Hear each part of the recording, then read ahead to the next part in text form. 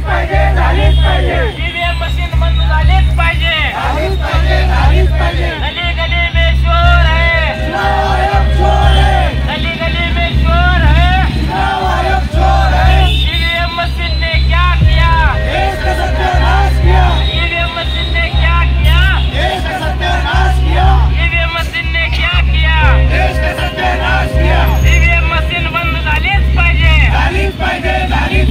EVM machine बंद झालीच पाहिजे। गली गली में शोर है, गली गली में शोर है। कांग्रेस बीजेपी ने क्या किया? अरे कांग्रेस बीजेपी ने क्या किया? आज जे इथं धरणा प्रदर्शनाचे आयोजन झालेलं आहे, भारत मुक्ती मोर्चाचे राष्ट्रीय अध्यक्ष माननीय वामन मेश्राम साहेब यांच्या नेतृत्वाखाली चरणबद्ध आंदोलनाचे आयोजन केलेलं आहे ईव्हीएम मशीनच्या विरोधामध्ये। त्याचाच एक भाग म्हणून दुसरा चरण आज इथं सोलापूर जिल्हा अधिकारी कार्यालयासमोर पूनम गेट येथे धरणा प्रदर्शनाचा कार्यक्रम होत आहे।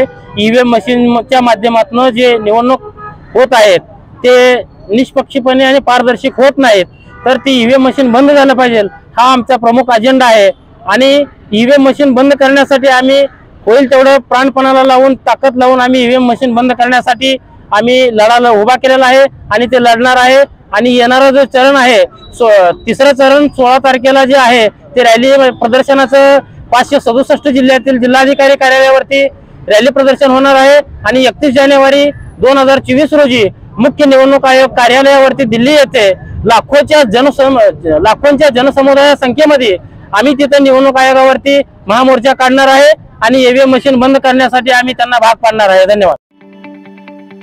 ताज्या बातम्या पाहण्यासाठी प्राईम महाराष्ट्र न्यूज चॅनलला सबस्क्राईब करा।